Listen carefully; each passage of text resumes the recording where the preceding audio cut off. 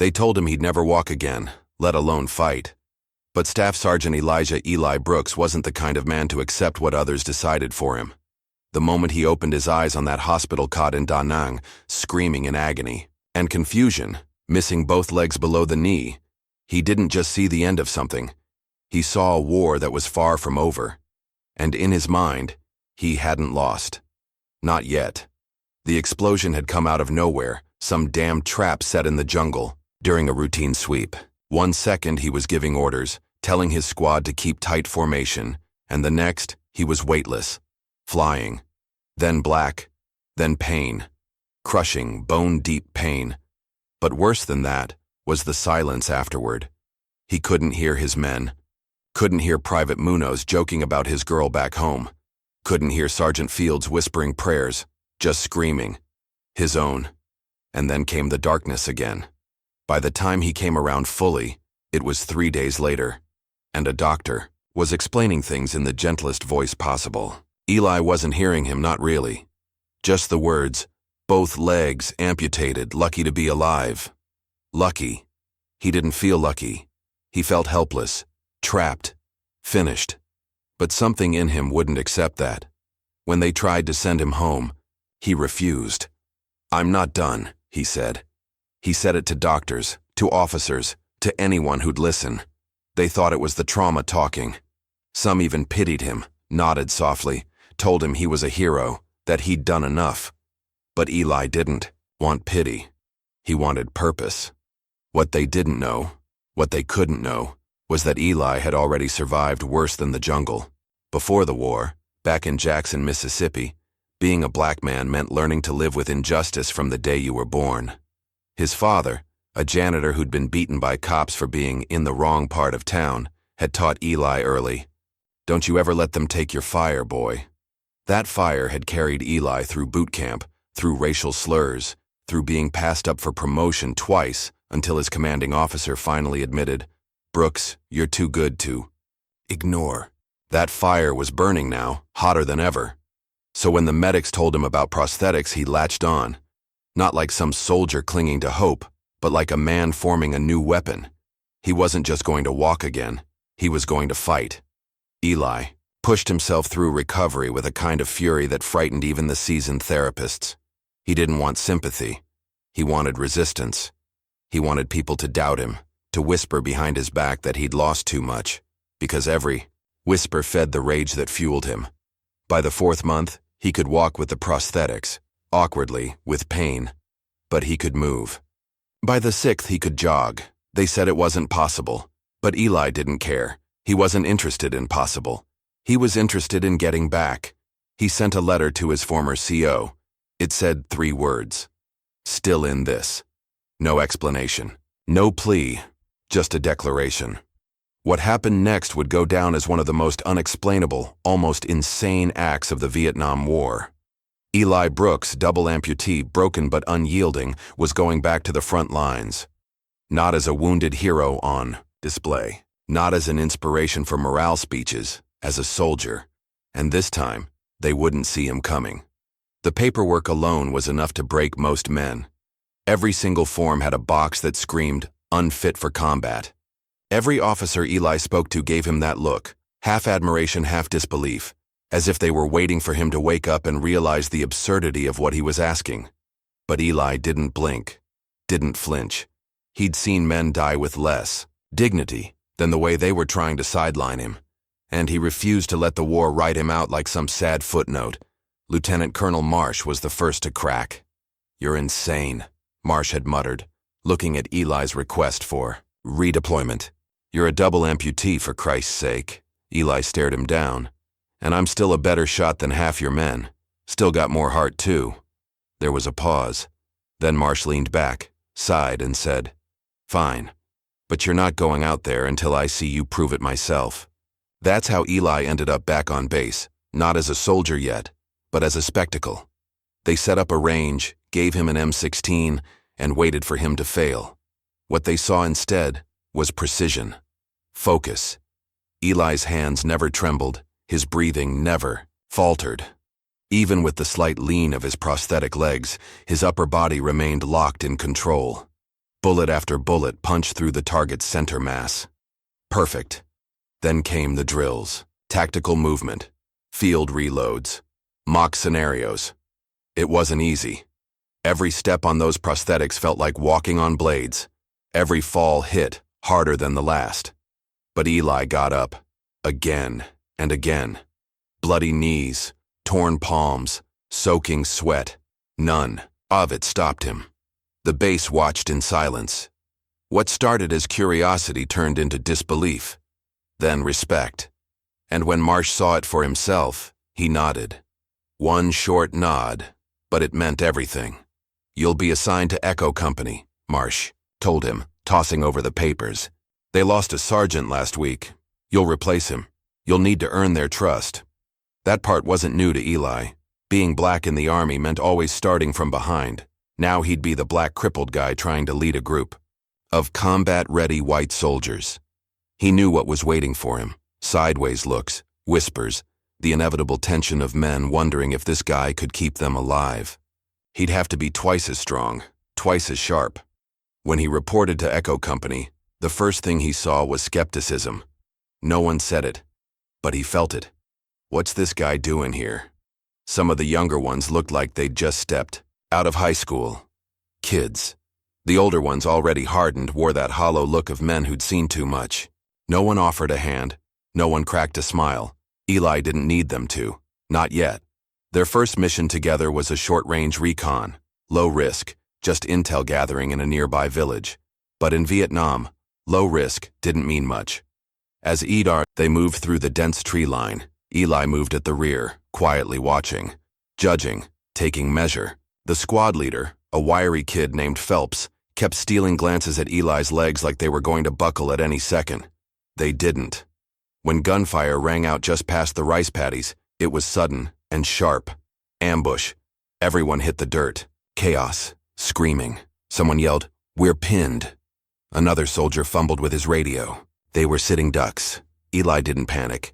Instead, he crawled forward through the grass like he was born in it, pulled the wounded private into cover, and returned fire with pinpoint accuracy. 3 shots, 3 kills.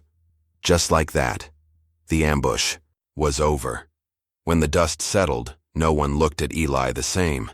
He wasn't just a man with metal legs anymore. He was the reason they were still breathing. Back at the outpost, no one said anything directly. But the silence had changed. It wasn't awkward anymore. It was respectful, a quiet that carried weight. No one expected Eli to take point that day. Hell, some thought he wouldn't even make it out there. But he'd not only shown up, he'd dragged a wounded kid through gunfire and dropped 3 hostiles like it was muscle memory. It wasn't bravado. It wasn't a stunt. It was real. And soldiers know real when they see it. Later that night, as the squad sat around eating cold rations, under the weak light of the base lamps, someone slid a pack of smokes toward him. No words. Just a gesture. Eli picked it up, took one out, and nodded. That was enough. Trust wasn't given in Echo Company. It was earned in blood. And Eli had bled. A few days later came a mission deeper into the jungle, an area known for thick underbrush and sudden ambushes, the kind of terrain that would chew up even the most able-bodied soldier. Eli didn't hesitate. He strapped on his gear, adjusted the cuffs around his prosthetics, and made sure the socket seals were tight. No room for error out there, no margin for failure. They moved single file, heat pressing down, tension winding tighter with every step. Eli felt it in his stumps. Every uneven route, every dip in the ground shot sharp reminders into his nerves. But he pressed forward, and then they found the village. It wasn't what they expected. No hostiles, no traps. Just civilians, scared, thin, eyes hollowed out from fear and hunger. Mothers clutching babies. Elderly men sitting in silence. The kind of scene that reminded Eli what this war really did. It broke people in quiet ways. Phelps wanted to move on, said they weren't there to hand out charity, but Eli stopped him. "We're here," Eli said, "and we've got food." That's enough of a reason. There was pushback. No one said it outright, but a few eyes rolled. One guy muttered, "This ain't no damn soup kitchen." Eli stepped forward, slow and solid, metal clicking under him. You want to be a bastard? Fine. But you don't get to be a coward about it. We help them. Then we move. No one challenged him after that. They handed out what they could: rations, clean water tablets, even a few medical supplies. One of the kids, couldn't have been more than 7, stared at Eli's legs the whole time. Finally, he pointed and asked something in Vietnamese. The translator turned to Eli. He asked if you're a machine. Eli chuckled, bent down, and answered directly through the translator. No, just a man who didn't stop moving. The kid smiled, but the peace didn't last. On the way back, they hit a tripwire. The explosion wasn't direct. It caught the rear flank, sent 2 soldiers flying. One was conscious, the other not moving. The radio was down. Standard jungle interference. They had no comms, 2 wounded, and too many miles between them and base. Eli took charge without hesitation. Form perimeter. I'll go up that ridge and try the backup frequency. You'll never make it up that incline, Phelps said. Your legs? Then it's a good thing I don't need legs to crawl. And crawl he did. Hand over hand, clawing through mud and rock, Eli pulled himself up that ridge like it was his last act on Earth. Every inch scraped his skin raw. Every movement flared pain. But when he reached the top and finally got a signal, his voice was clear, steady, and calm. This is Staff Sergeant Brooks. Echo Company needs immediate evac. Coordinates incoming. Evac arrived just before dusk. They brought everyone back, including the kid who wasn't moving. Turns out he had a pulse. Barely. Back at base, while medics worked and gear got restocked, Eli sat on the edge of a cot, wiping dirt off his hands. Phelps walked over, looked at him for a long second, then finally said, "Didn't think you were real at first. Thought you were just a story the Army made up." Eli didn't smile. He just looked up and said, "I am the story. I'm just not done telling it yet." The story spread faster than Eli expected. By the next morning, people he'd never spoken to, mechanics, medics, even supply runners, were giving him nods of respect. Not pity, not awkward kindness. Respect. That kind of thing didn't come easy in a war zone, especially for a black man with no legs walking around like nothing was broken. But word of what he did, crawling up that ridge, calling in evac, keeping men alive, echoed louder than any rank or medal ever could. Still, Eli knew better than to let the attention go to his head. Respect was earned every day, not just once. The war didn't care about what you did yesterday.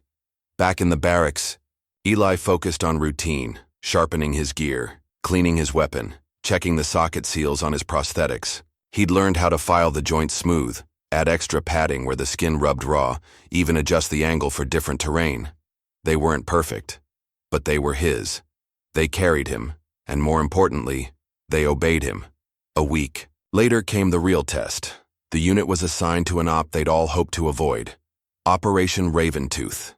Deep jungle. NVA-controlled area. No backup for miles. Just them and the enemy. The objective was to intercept a rumored weapons convoy, smugglers moving Soviet rifles and RPGs through back channels.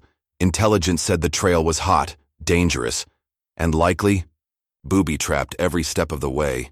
Command tried to reassign Eli, said he was too valuable now to risk. He stared the captain down.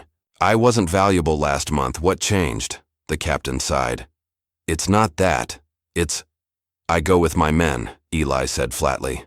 "Or I don't stay here at all." No one argued after that. They moved out at dawn, 12 men, loaded and silent. The jungle swallowed them quickly. Even birds didn't make noise this deep. Every branch looked like a snare. Every rustle made fingers twitch on triggers. They walked like ghosts, no talking, just hand signals and instinct. Eli took rear guard again. He preferred it that way, not just for strategy but for control. He could see how his men moved. Who hesitated? Who was scanning right? Who was too jittery? He watched, cataloged, adjusted. Leadership wasn't about barking orders. It was about seeing everything. Halfway through the route, they found the convoy, but it wasn't a convoy at all. It was bait. 4 trucks, empty, no drivers, no crates, just left there in the open like a sick joke. Before anyone could react, gunfire erupted from the trees. NVA troops, at least 20, surrounded them. Bullets ripped through the underbrush. Two soldiers dropped instantly. Chaos exploded. "Cover right! Move left!" Eli shouted, dragging one of the wounded into a ditch. His prosthetic foot slipped on a wet root, but he caught himself mid-fall. There was no time to curse or think. Just shoot, move, think faster. The firefight raged for almost 10 minutes. 10 minutes in jungle time felt like an hour. Eli moved like a machine, low, fast, precise. He shot one enemy through a gap in the trees, then another through the neck as he tried to flank. The enemy didn't expect resistance like this, not from a small American squad, not from a man with no legs. And that was their mistake. As reinforcements arrived and the NVA scattered, the scene went quiet again. Smoke rising, muffled moans, spent shells in the mud. They'd held their ground. Phelps limped over, blood on his sleeve, and looked at Eli with something between awe and disbelief. "You got shot," he said. Eli looked down. Sure enough, grazed through the side of his abdomen, not deep but bleeding. "I'll walk it off," Eli said, straight-faced, and Phelps laughed. Honest, loud, tired laughter. "Jesus, man, you can't walk anything off." Eli grinned. Then, "I'll crawl it off." Later, back at base, the docs patched him up again, another scar, another story. But the real wound, the one people couldn't see, was the letter waiting for him in his cot. Unopened. From home. Return address. Jackson, Mississippi. He stared at it for a long time. War had changed him. But back home, some things didn't change at all. He didn't open the letter right away. It sat on his cot like a ghost. Quiet. Still. Threatening in its own way. The handwriting was familiar. His sister's. Neat. Careful. He hadn't heard from her in months. Not since the last time she wrote to tell him the neighbors were giving her hell just for putting a flag outside with his name on it.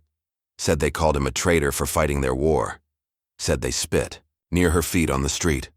That letter had ended with, "You're fighting over there and we're fighting here." This one looked thinner, shorter, more final. Eli finally picked it up after lights out. Sat alone, elbows on his knees, the hum of distant helicopters in the background. He broke the seal like it might explode. It didn't. The letter was 3 lines. "Eli, they killed Dad last week. Cops say it was a robbery. We both know better. Don't come home. Not yet." He stared at those words until his hands trembled. His father, Henry Brooks, the man who taught him how to throw a punch and stand tall, even when the world told you to kneel. The man who scrubbed toilets during the day and read Marcus Garvey at night. The man who raised Eli with fire in his chest. Dead. Shot in their own front yard. And the cops called it a robbery. No arrests, no names, no justice. Just another statistic in a state that never needed a reason to kill a black man. Eli didn't cry. Couldn't.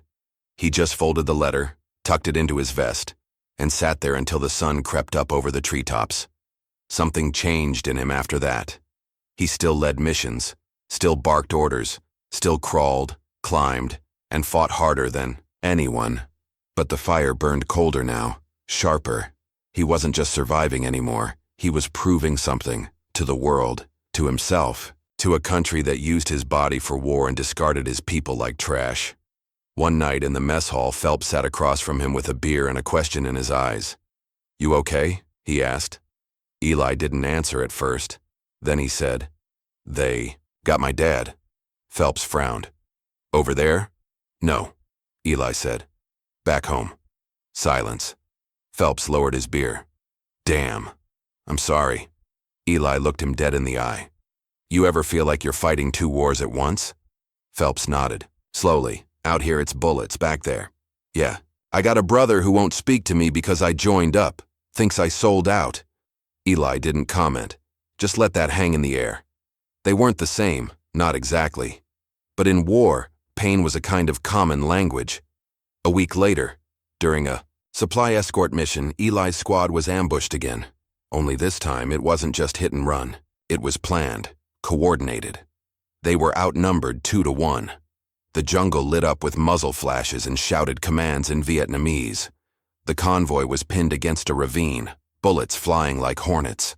A grenade landed near a private. Kid couldn't have been more than 19. Froze in place, Eli saw it. He didn't think. He moved, launched himself forward, grabbed the kid by the collar, and dragged him behind cover. The grenade exploded a heartbeat later. Shrapnel tore into Eli's thigh and ripped open his prosthetic, knee joint, cracking the carbon fiber. But the kid lived. Eli was down, bleeding, half his leg hardware sparking, smoke in his face. Still, he aimed, fired, and killed 2 more enemies before someone pulled him back.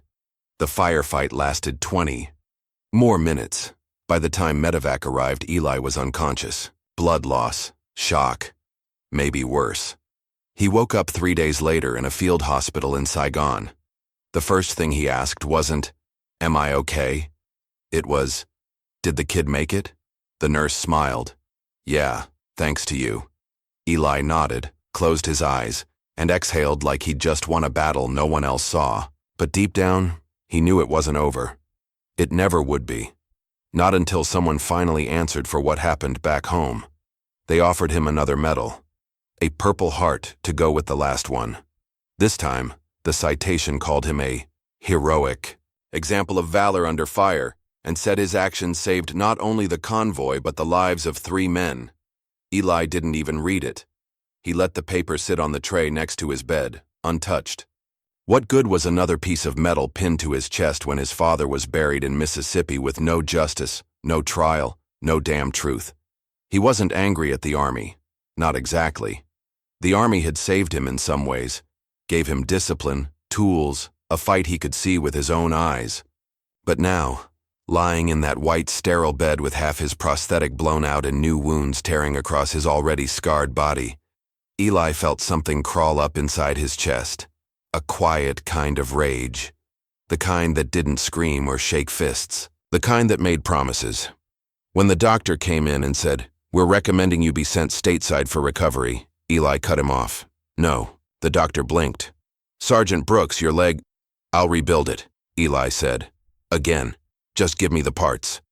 The doctor hesitated, then said carefully, "We don't know how much longer your body can keep pushing like this." Eli stared at him.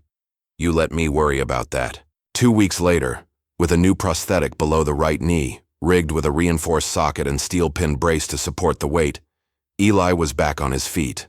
Limping, slower, yes, but upright, and his weapon was still steady in his hands. When he walked back into the Echo Company tent, the room fell quiet.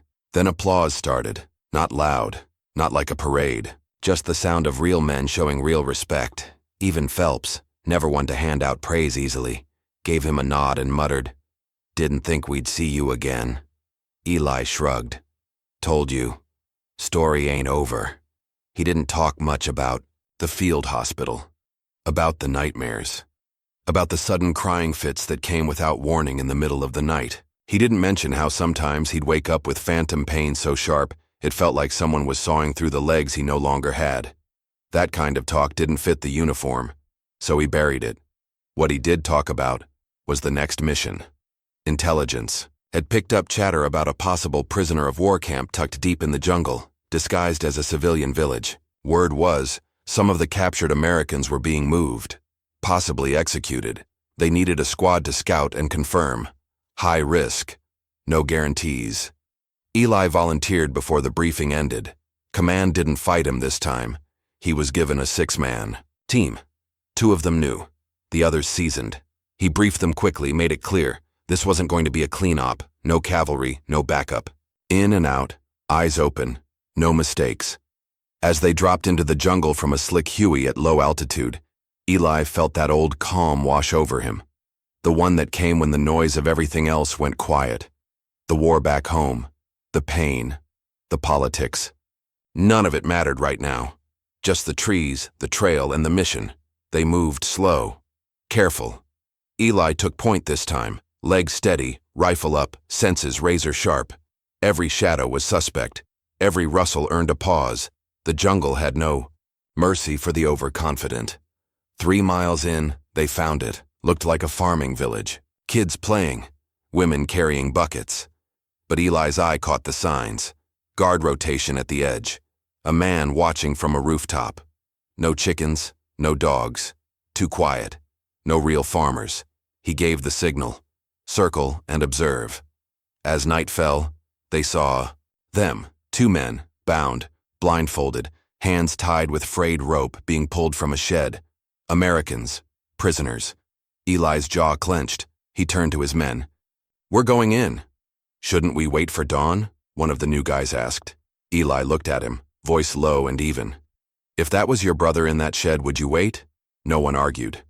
They moved, and the jungle held its breath. They struck just after midnight. No warning, no noise, just precision. Eli led the assault with surgical intent, his body moving like every inch of it still belonged to the battlefield, metal legs and all. He approached the perimeter silently, knife drawn, and took out the first guard with a single move. Hand over mouth, blade across throat, soft thump to the ground. He didn't blink, didn't flinch. There was no space for hesitation. Not now. The 2. Others followed the plan to the letter. 2-man flanks, one watching the entrance, one disabling the small generator behind the main hut. Eli signaled with his hand, 3 fingers, then 2, then 1. They breached. The village exploded in noise, shouts in Vietnamese, the clatter of weapons, the screaming of women and children who were either innocent or placed there as cover. Chaos. Eli didn't care about the theater of it. He had one target, that shed. Gunfire rang out. One of the new soldiers was hit, shoulder wound. Eli didn't even stop. He barked, "Cover him!" and kept moving. His rifle kicked once, twice, 2. Guards dropped trying to run from behind the far hut. He reloaded mid-sprint. His metal leg buckled slightly on the uneven dirt, but he adjusted. Always adjusted. At the shed door, he didn't bother with finesse. He kicked it in. Inside were 3 Americans, all bound. One barely breathing. They looked up like they couldn't believe what they were seeing. An armed man with a face full of rage and legs made of steel. "You're safe now," Eli said, voice like stone. One tried to speak, but his mouth was too dry. Another just whispered, "Jesus Christ, I know you, you're Brooks, the one who got blown up and came back." Eli started cutting the ropes. "Yeah, I get that a lot." Behind him, gunfire intensified. His team was in a firefight now, heavy. One of his guys called over the radio, "We've got 6 hostiles on the north line dug in." Eli snapped his head around. Time was up. "Get them out," he ordered the new recruit who just arrived at the shed. "Double time to the evac point. Tell command we've got 3 survivors and heavy resistance." "What about you, Sarge?" Eli checked his ammo. 1 clip left. "I've got a few minutes to kill." He moved like a phantom through the huts, flanking the northern line. They didn't expect him to come from that angle. He dropped to the ground, crawled beneath the brush, old habit, and emerged behind 2 entrenched enemies. They never saw him. 2 more bullets. 2 more bodies. The rest of his team regrouped behind the schoolhouse. They were outnumbered, low, on ammo, pinned. Eli tossed his last grenade over the ridge where enemy fire was heaviest. It exploded with a deafening boom. Screams followed. The rest fell back. Silence.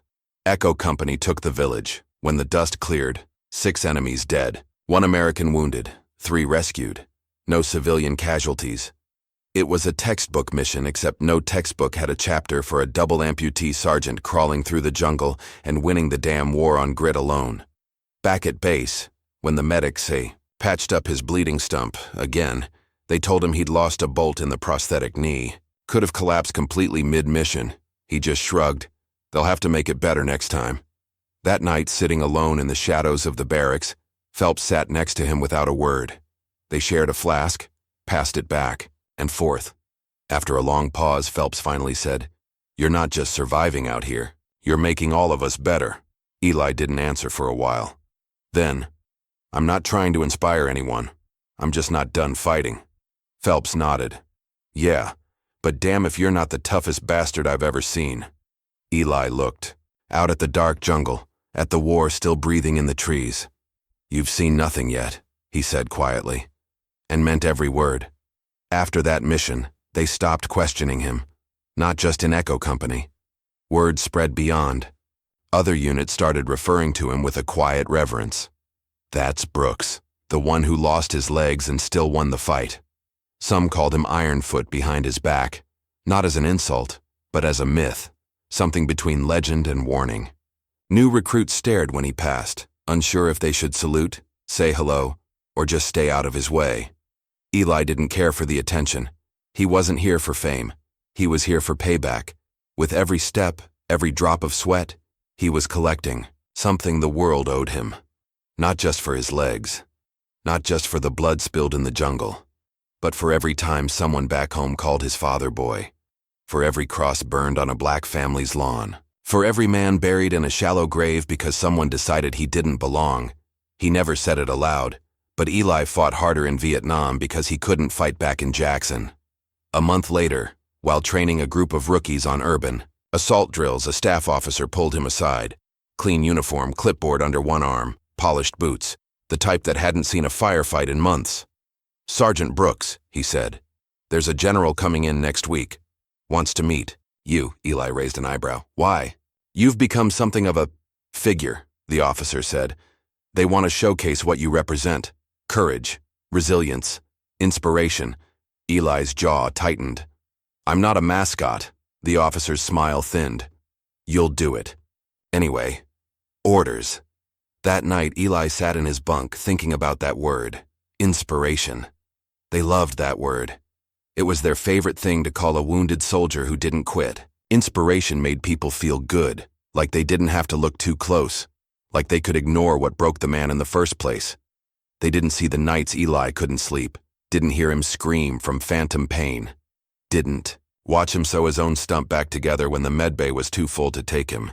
Inspiration, his ass. When the general arrived, there were speeches and cameras and clean fatigues. Eli stood in formation, hands clasped behind his back, face blank. The general shook his hand, grinned wide for the photo. "You're a damn hero, Sergeant. They don't make 'em like you anymore." Eli held his stare. "They never made me. I made myself." The general blinked, then chuckled like it was a joke. But it wasn't. Afterward, Phelps caught up with him near the motor pool. "You know that photo will be in every recruitment center in 6 months, right?" Eli shrugged. "Let them put it wherever they want. Doesn't change what's real." "And what's that?" "I'm still just a soldier," Eli said. "Still bleeding, still fighting, just like everyone else." But deep down, he knew that wasn't true anymore. He wasn't like everyone else. He'd passed a line others wouldn't even approach, and now people were watching him, not to see if he'd survive, but to see what he'd do next. Command offered him a desk job the following week. Said he'd earned the right to rest. He declined without reading the offer. Instead, he requested one last deployment, forward recon, deep in NVA territory, where no American unit had pushed before. It was suicide, and everyone knew it, but Eli didn't blink. He just said, "I need this." No one stopped him. They assigned him to a 5-man recon squad, all volunteers. They didn't go out looking for glory. They went because they wanted to fight with him. Before they left, the chaplain approached him, offered a prayer. Eli shook his head. "Don't give me peace," he said. "Give me the strength to stay angry." Then he loaded his rifle, tightened the straps on his legs, and vanished back into the jungle, right where the war was breathing hardest. They dropped in under moonlight. No flares, no noise, just the soft whirl of the blades above them and the cold reality of what they'd volunteered for. 5 men, including Eli. He didn't know all their names yet. Didn't have to. He recognized the look in their eyes. Men who weren't there for orders, but for purpose. Each had their own reason. Some personal, some buried so deep they'd probably never speak of them. But they followed him, and that meant something heavier than rank. The jungle welcomed them, with silence. This was beyond familiar territory now. No air support, no reinforcements. If they got caught, they'd vanish. Intel said the NVA had been moving command units through the valley, a rare opportunity to disrupt their operations from the inside. But the truth was, no one expected them to make it back. Eli never looked at the odds. He looked at the path, one step at a time, or in his case, one calculated movement after another. Every inch on those legs had to be earned. They moved for 2 days straight. No fires, no noise above a whisper. Sleeping in shifts with rifles on their chests. On the 3rd morning, just after sunrise, they saw the camp, hidden behind brush and rock. Guarded. Tents lined up with military precision. Radio towers, supply crates, and flags that didn't belong to any civilian village. It was real. They watched for hours, taking notes, marking patrol routes. The plan was to radio the coordinates back and retreat. No direct engagement. Too risky, but war doesn't care about plans. A young private, Scott, that was his name, tripped a wire by the creek. Barely audible click, then boom. Claymore. CI. Blast didn't kill him outright, but it shredded his calf. Screams echoed through the valley. Patrols were on them in seconds. Eli acted without hesitation. "Smoke out," he yelled, tossing a grenade and pulling Scott over his shoulder. "Fall back northwest. Use the trees." The team scattered. Gunfire followed. Branches shattered overhead. One man got clipped in the ribs, another nearly caught a round through his helmet. But Eli didn't fall. Even with a full-grown man bleeding on his back, he kept moving. Every step pounded the prosthetics deeper into the mud. His lungs burned, his back screamed, but his mind stayed clear. He ducked behind a fallen log, checked Scott's wound, bad, but survivable, then turned and laid down cover fire with his rifle, forcing the enemy back into the tree line. Another soldier, Reyes, slid into the brush beside him. "We can't run, not with him like this." "We're not running," Eli said, reloading. "We're surviving." Reyes nodded. No questions. They regrouped on higher ground, breathless, covered in mud and blood. Scott was fading fast, losing. Too much. The radio was jammed, scrambled by the enemy's equipment. Eli looked at Reyes. "Take the others and loop east. I'll find a way to get a signal out." Reyes blinked. "That's suicide, Sarge." Eli just handed him the map. "Then tell my story right." Reyes didn't argue. He took Scott, pulled the others, and vanished into the brush. Eli turned, checked his last magazine, adjusted the straps on his legs, and started climbing toward the ridge where the tower stood. He, too, wasn't just going to call for help. He was going to finish the mission, even if it meant he never came back. The climb was brutal. The slope was steep, the ground loose and unforgiving. Roots twisted like veins through the dirt, waiting to catch. A foot or snap a prosthetic joint. Eli moved inch by inch, digging his fingers into the soil, dragging himself upward. His legs weren't built for this kind of terrain. They screamed with every movement, metal grinding, socket biting into scarred skin, hydraulic tension flaring, through both knees. But he didn't stop. Couldn't stop. The ridge overlooked the entire enemy encampment. If he could reach the top, get eyes on the comms tower, jam their signal, and call in artillery, maybe, just maybe, he could buy his team enough time to escape. Maybe even shut the whole damn operation down. Halfway up, he had to stop and catch his breath. His lungs were tight, heart pounding like fists in his ears. He looked down. Bad idea. The jungle stretched below him like an ocean of green death. No backup. No way out. He smiled to himself. Just the way I like it. When he reached the top, he flattened against the ground, scanning with his rifle. The NVA had set up 2 guards by the radio tower, both armed with AKs. No patrols on the ridge. Too steep, too isolated. They didn't expect anyone to come from that side. That was their mistake. Eli waited, watched, then moved. He struck fast, low, and hard. Slid behind the first guard and drove his blade up through the ribs. No scream, just a wet gasp and collapse. The second guard turned too late. Eli fired once, clean shot through the chest. The body dropped like a sack of meat. He rolled toward the console. Bullets pinged in the distance. His team was still engaged down in the valley. No time. The radio was unfamiliar, Soviet-style equipment.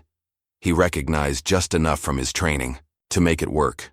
Adjusted the dial, found the emergency frequency, and keyed the mic.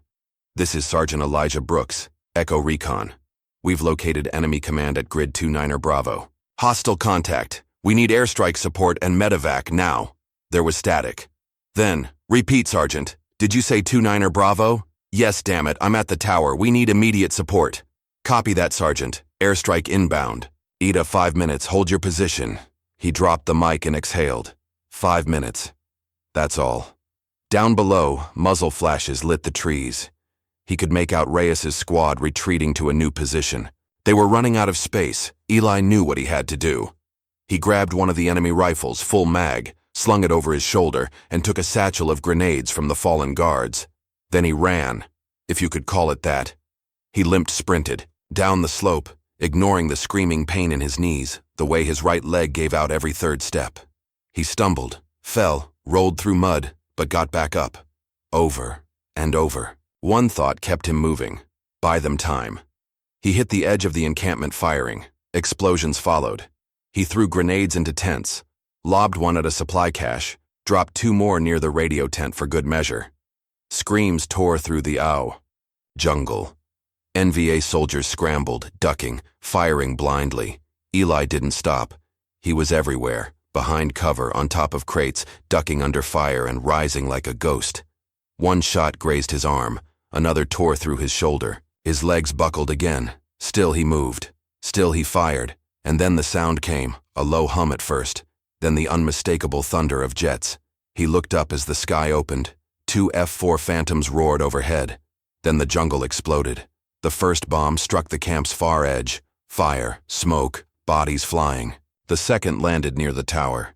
Everything became light and noise and dust. Eli dove behind a bunker just as the third blast sent a shockwave ripping through the trees. He didn't feel the pain anymore. Didn't feel the blood soaking through his uniform. He just lay there breathing hard, watching the sky close again. The job was done. The mission was real, and for the first time in a long time he felt still alive. But only barely. He came to with dirt in his mouth and fire in his chest. Everything hurt. The blasts had knocked him clear across the slope, torn one of his prosthetic legs completely off and shattered the other at the joint. His right arm was numb, useless. Blood pooled under him, thick and slow. His vision swam, ears ringing like a bell inside his skull. For a moment, he didn't even know where he was. Then the memories came back in waves. Radio tower, airstrike, grenades, gunfire, his team. Were they alive? He forced himself to move, one elbow forward, then the other. He dragged himself across the dirt, through the smoke, the splinters, the bodies. His left leg prosthetic sparked and dragged behind him like dead weight. The other was gone completely, just a shredded socket and the dull, sick ache of scar. Tissue. Every inch was pain. But he didn't care.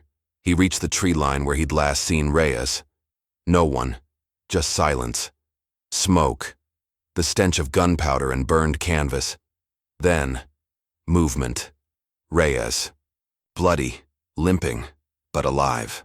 He was pulling Scott, still unconscious but breathing, away from the clearing. Behind him were 2 more team members, both wounded but upright. They were retreating, slowly, watching for any stragglers. Eli wanted to shout. Couldn't. His throat was raw. He picked up a rock and threw it weakly. It landed a few feet away with a soft thump. Reyes turned, saw him, eyes widened. Brooks? Holy hell, he's alive! They rushed to him, dropping to their knees, lifting his limp body. One of the men took off his own belt to tie off the bleeding on Eli's leg. Jesus, Sarge, you're a damn cockroach, Reyes muttered, trying to laugh but choking instead. Eli tried to respond, but coughed up blood. They got him to the evac zone, half carried, half dragged, just as the second bird dropped in through the smoke. Medevac had returned. The chopper hovered low, blades whipping debris around them like a hurricane. The medics tried to ask questions.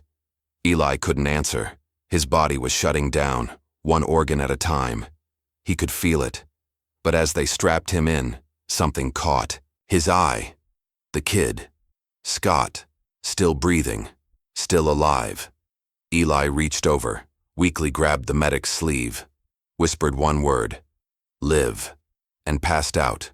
He spent 6 days in a coma, transported from field hospital to base, then to Tokyo, then to Germany. They pumped him full of blood, ran wires through him like a machine, monitored his vitals hour by hour, unsure if he'd ever wake up again.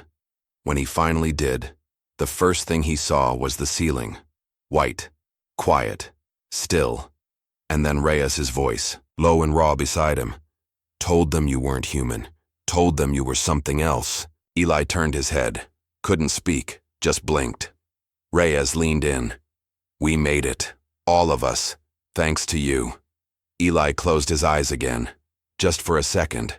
Not to sleep, but to feel that truth settle inside him. They lived. That was all he ever wanted. A few days later, the doctors came in. Serious faces, official tones. They told him he'd never walk again. Not this time. Too much damage. Both prosthetic mounts were gone, shattered. His right arm might recover, maybe not. It was over. He listened quietly. Then, through cracked lips, he said, "Good. Then I'll crawl." No one responded. Because what could they say? You can't kill a man like Eli Brooks. He didn't need legs. He had purpose, and purpose doesn't quit. They tried to send him home again. This time, it was different. Not a suggestion, a decision. Medical discharge papers were drawn up. Psych evaluations signed. They called it an honorable separation due to catastrophic injury. And it was true. There was barely anything left to patch up. Both legs gone. Again, this time above the knee. Right arm paralyzed, spine damage, internal bleeding that hadn't fully stopped. His body had reached its limit, but no one dared tell Eli Brooks to his face that he was done. Not anymore. Still, the orders were clear stateside recovery, Washington General, rehabilitation pending approval. The day he was scheduled to fly out, Reyes visited him at the airbase in Saigon. "You really going?" he asked, half hoping for a miracle answer. Eli looked at him, skin pale, eyes sunken, body like a patchwork of stitches and tubes. "I didn't win this war to die in a bed." Reyes leaned against the wall. "You didn't win this war at all." "Not really." Eli just smiled faintly. "No, but I made sure someone else didn't win it either." Reyes nodded. "Fair enough." There was a long silence. Then Reyes said, "They're talking about putting your face on a poster, back home, recruiting stuff. The soldier who wouldn't quit. Whole thing." Eli's expression didn't change. "I'm not a symbol." "I know," Reyes said, "but they're going to make you one anyway." The flight took him from Saigon to Tokyo, then to a quiet, clean hospital room in Washington, D.C. The walls were painted in soft colors. The nurses were polite. The bed was too soft. It didn't feel real. A week passed. Then 2. Therapists came and went. Surgeons poked at what was left of him. News crews tried to get statements. His sister finally called. Her voice was distant, tired. Grief still wrapped around every syllable. "We buried Dad in the back lot, next to Ma." "I know," Eli whispered. "They never found who did it." "I know." She paused. "They're naming a street after him." That made Eli laugh, or try to. It came out like a cough.